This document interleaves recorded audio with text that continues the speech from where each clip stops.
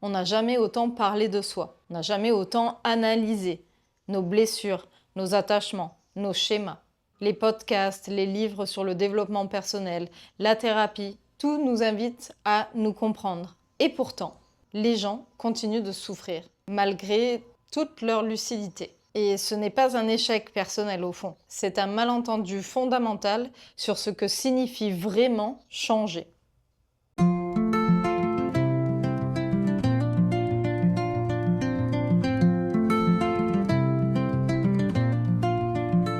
Bonjour à toi, je suis Fanny, je suis psychopraticienne et ici j'aime te partager des pistes simples pour que tu vives plus en conscience et que tu comprennes ce qu'il se passe parfois dans nos têtes. Alors si ça t'intéresse, n'hésite pas à t'abonner, ça fait toujours plaisir. Allez, c'est parti. On nous a appris que d'une certaine manière, pour aller mieux, il fallait nous comprendre. Comprendre son enfance, comprendre ses blessures, comprendre ses schémas. Et c'est vrai que ça aide. Mettre des mots, ça apaise, ça donne du sens, ça permet de ne plus se sentir complètement perdu. Mais voilà ce que la neuroscience nous dit clairement aujourd'hui. Tes réactions, tes peurs, tes réflexes, tes blocages ne vivent pas dans ton cortex préfrontal. Cette partie rationnelle, analytique, qui comprend et qui explique. Non, tes réactions vivent dans des structures beaucoup plus anciennes. Ton système limbique, le tronc cérébral, des zones qui ont évolué bien avant que les humains sachent parler. Et ces zones ne fonctionnent pas avec des mots. Elles fonctionnent avec des expériences répétées, avec des sensations, des contextes, des preuves vécues. Et tu peux te répéter 1000 fois « je suis en sécurité, je suis en sécurité, je suis en sécurité ». Si ton corps n'a jamais vraiment expérimenté cette sécurité, il n'y croira pas. Et c'est pas une question de mauvaise volonté, c'est vraiment de la biologie pure et simple. Malheureusement, aujourd'hui, on voit quelque chose de très frappant. Il y a de plus en plus de personnes qui comprennent tout, qui sont super lucides sur leur vie, leur situation, qui peuvent raconter leur histoire parfaitement, qui savent exactement pourquoi elles réagissent. Et pourtant, la souffrance est encore présente. Et ces personnes se bloquent en permanence, elles tournent encore en rond, parce que comprendre, ce n'est pas guérir. Comprendre, c'est mental. Aller mieux, ça ne l'est pas uniquement. En réalité, ce qui se passe souvent, c'est qu'on reste dans notre tête. On devient très bon pour observer, pour analyser, pour décoder. On regarde sa vie comme un film avec beaucoup de lucidité. Mais cette lucidité ne se transforme pas forcément. Tu peux te dire, par exemple, je manque de confiance en moi parce que pendant mon enfance, il s'est passé ça ou ça. Ou je sais que j'ai peur de l'abandon. Ou encore, je sais que je me sabote. Mais dans les faits, tu n'oses toujours pas. Tu évites toujours certaines situations et ça t'empêche d'avancer et de vivre plus sereinement. Et là, il y a quelque chose d'un peu plus difficile à accepter, c'est que tu as peut-être changé ton discours intérieur, mais pas le système entièrement. Parce que ce qui dirige en grande partie ta vie, ce n'est pas ce que tu sais, c'est ce que ton corps a appris à travers toutes ces expériences. Il y a une mémoire en toi qui n'est pas logique, qui n'est pas rationnelle, qui ne passe pas par les mots. Et cette mémoire-là, tu l'as compris, elle vit dans le corps, dans tes réactions, dans tes tensions, dans tes réflexes au quotidien. Et on l'a déjà vu dans d'autres vidéos, ton système nerveux ne cherche pas à te rendre heureux ou heureuse. Il cherche à te protéger, à te garder en sécurité, même si cette sécurité est une forme de souffrance. Et c'est pour ça que tu peux comprendre que quelque chose n'est pas dangereux, tu peux comprendre que tu pourrais faire autrement, mais ton corps, lui, continue de réagir comme si une menace se présentait devant toi. Et dans ces moments-là, ce n'est pas la compréhension qui prend le dessus, c'est ton système nerveux. Ton corps, lui, n'écoute pas ce que tu sais rationnellement. Il réagit simplement à ce qu'il connaît, à ce qui est familier. Et comprendre, quelque part, peut devenir une forme d'illusion. Une illusion de contrôle. Et ça, si tu es souvent dans ton mental, tu sais que tu veux absolument tout contrôler. Parce que quand tu comprends, tu as l'impression d'avancer, d'avoir fait du chemin. Tu as l'impression de maîtriser. Mais tu es juste en train de rester au même endroit, mais de manière plus consciente. C'est toujours plus confortable de comprendre que de ressentir.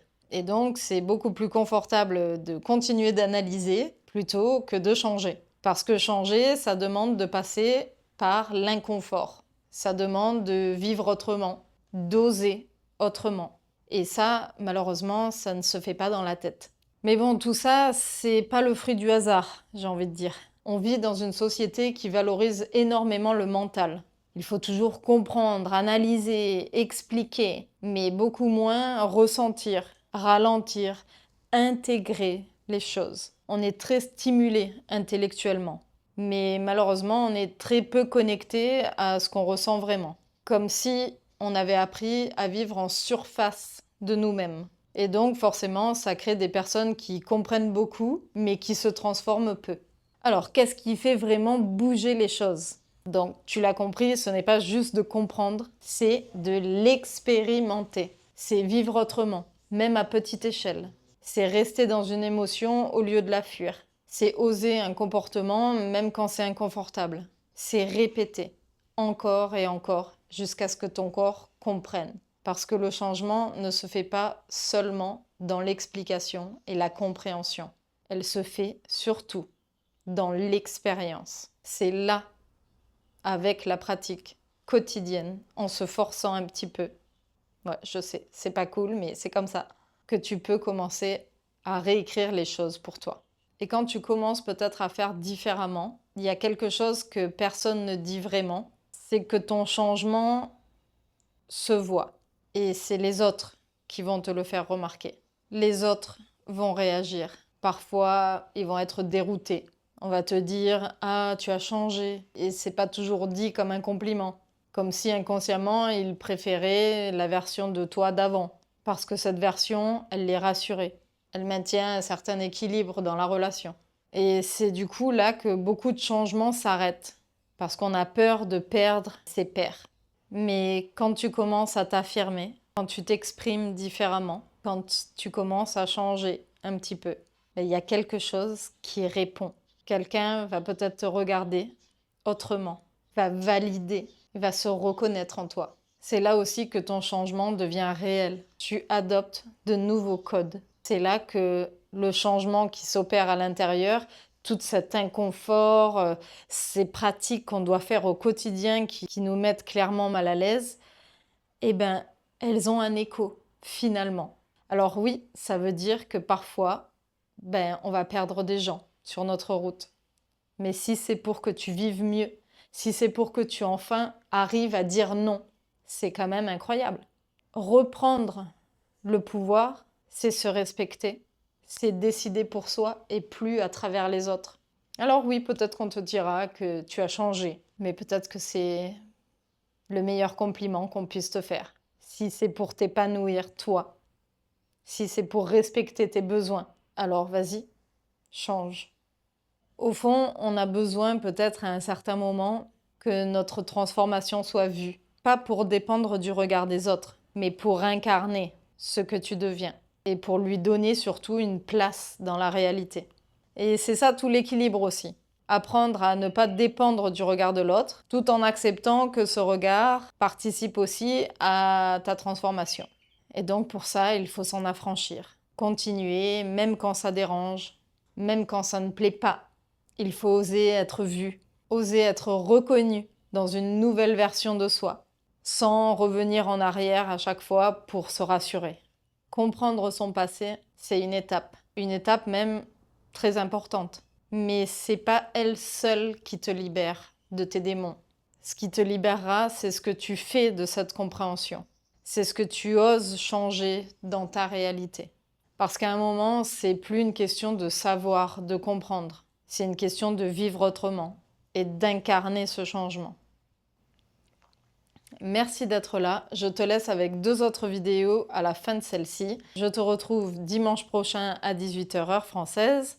En attendant, prends soin de toi, comme toujours.